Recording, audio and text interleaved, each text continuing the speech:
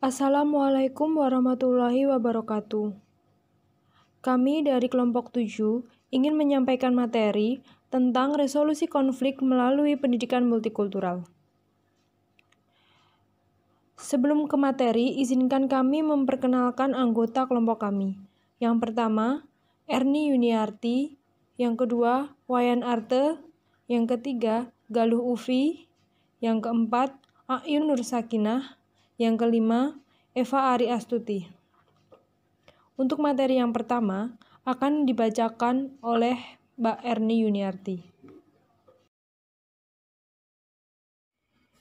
Materi yang pertama yaitu A. Konflik terjadi dalam multikulturalisme. 1. Pengertian hakikat konflik. Beberapa konflik bisa bersifat sementara dan laten. Namun, keduanya mempunyai konsekuensi yang sama, yaitu apabila konflik dapat diselesaikan secara damai dan tuntas, pasti tidak akan menimbulkan dampak ikutan. Dan apabila konflik tidak dapat diselesaikan secara damai dan tuntas, akan ditindaklanjuti dengan tindakan secara terbuka melalui perseteruan, tawuran, atau peperangan. Hal itu sangat penting untuk dipahami agar dapat menyepakati apa yang dimaksud dengan konflik dan apa yang bukan konflik. Pada kenyataannya, memang tidak mudah dan tidak sederhana untuk memahami konflik. Karena di kalangan para ahli itu sendiri berbeda pandangan mengenai pengertian konflik. Banyak macam definisi konflik dirumuskan oleh para ahli. Antara lain seperti Bartos 2002, konflik dapat berasal dari salah satu tujuan yang tidak cocok atau dalam penyangkalan dan menyangkut tipe unik perilaku konflik. Definisi konflik Bartos menunjukkan bahwa dalam konflik menyangkut sekurang-kurangnya 4 peristilahan. 1. Pelaku. 2. Perilaku atau tindakan konflik. 3. Tujuan tidak selaras. Dan 4. Perbuatan tidak menyenangkan. Yang kedua, menangani konflik. Konflik yang serius sangat penting untuk segera ditangani sebagaimana dikatakan oleh Bartos 2002 bahwa karena ketidakcocokan tujuan adalah sumber utama konflik. Suatu masyarakat dapat mengurangi konflik dengan mengemukakan penyebab utama ketidakcocokan. 3. Multikulturalisme. Dunia adalah tempat untuk multikulturalisme. Suatu wilayah daerah dan negara adalah tempat untuk multikulturalisme.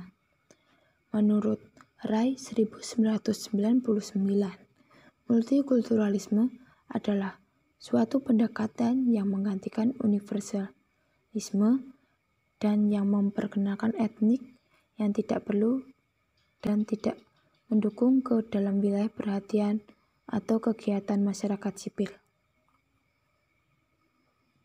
Steinbeck 1997 menguraikan bahwa konsep multikulturalisme adalah suatu posisi multikultural untuk menjawab perbedaan yang berkaitan dengan rasial, golongan sosial ekonomi, gender, bahasa, budaya, jenis kelamin, dan keturunan.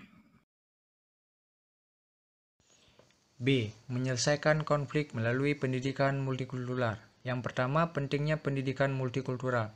Pendidikan multikultural telah berkembang sejak tahun 1960-an. Seiring dengan munculnya kesadaran gerakan hak sipil sebagai koreksi terhadap kebijakan yang menyatukan kelompok minoritas ke dalam budaya yang berpengaruh melting pot, seperti yang terjadi di Amerika Serikat. Hal itu ditunjukkan oleh May pada 1999 bahwa bertahun-tahun pendidikan multikultural telah menjanjikan banyak dan menyerahkan sesuatu yang kecil. Sejak popularitasnya di akhir tahun 1960-an dan awal 1970-an, para pendukung telah membantah bahwa pendidikan multikultural dan gagasan pluralis kultural dapat mencapai semua kebiasaan. Klaim utama bahwa pendidikan multikultural telah dapat mendorong interaksi, perubahan, dan harmonisasi kultural yang lebih besar. baik di sekolah maupun di luar itu. Yang kedua, penanganan konflik. Konflik yang serius sangat penting untuk segera ditangani sebagaimana dikatakan oleh Bartos pada 2002 bahwa karena ketidakcocokan tujuan adalah sumber utama konflik. Suatu masyarakat dapat mempengaruhi konflik dengan mengemukakan penyebab utama ketidakcocokan. Oleh karena itu, menurut Afrinin pada 1988 bahwa beberapa konflik mungkin tidak begitu dramatik dan sering diselesaikan dengan kesulitan kecil, tetapi beberapa memiliki potensi untuk menjadi lebih besar. Kita merancang untuk menunjukkan bahwa ada properti struktural sistematik berlangsung melalui spektrum semua konflik dan bahwa abstraksi berkaitan dengan proses penyelesaian konflik. Penanganan konflik sebagaimana yang disarankan oleh Afrinin terjadi atas 3 tipe, yaitu sebagai berikut. Tipe yang pertama, conflicting resolution. Konflik antara tujuan yang tidak cocok dirasakan oleh seorang individu yang harus membuat suatu pilihan sulit biasanya berkenan dengan sesuatu yang sangat berbeda dari konflik antara individu-individu, dan itu akan tampak tidak beralasan untuk mengharapkan konflik interindividu digunakan sebagai model untuk memahami konflik antara individu. Tipe yang kedua, conflict resolution. Klarifikasi sederhana. Tipe 2 konflik merupakan pendekatan penghindaran dan penghindaran.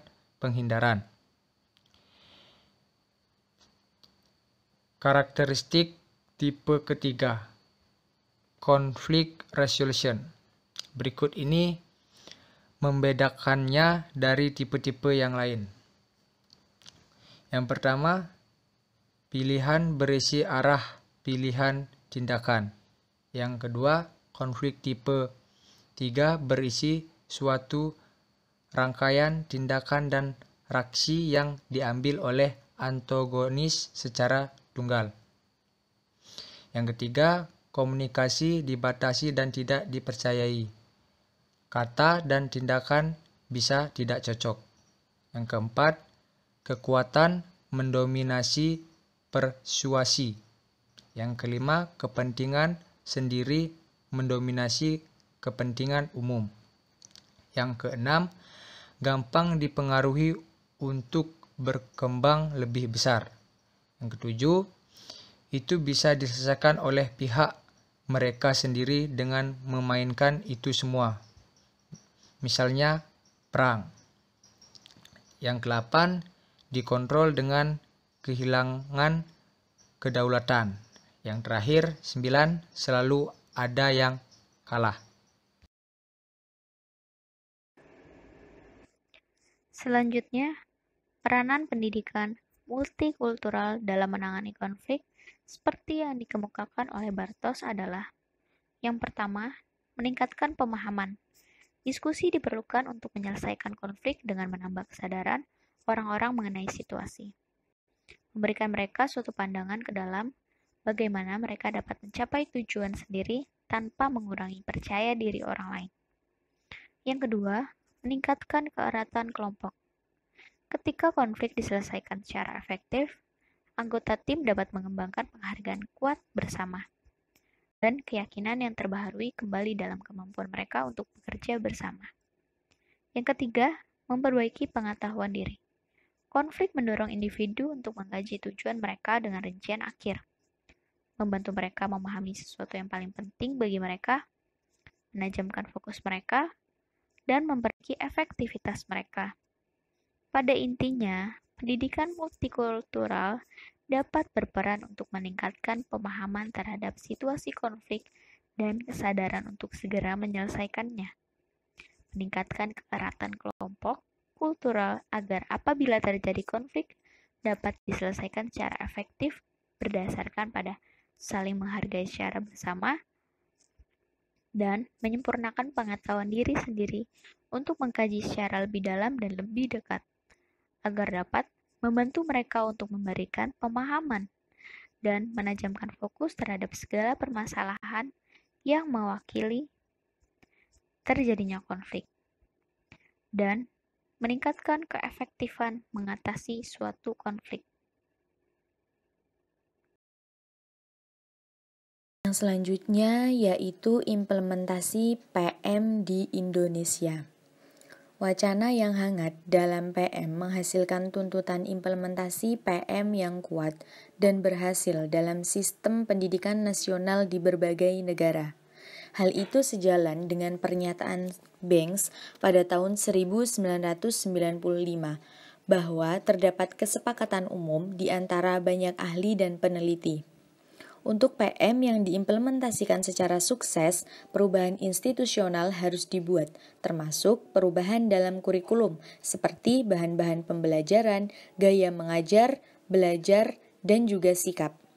Apa yang telah dikemukakan oleh Banks membawa implikasi bahwa PM di Indonesia harus berdasarkan pada landasan konseptual dan kebijakan yang kokoh.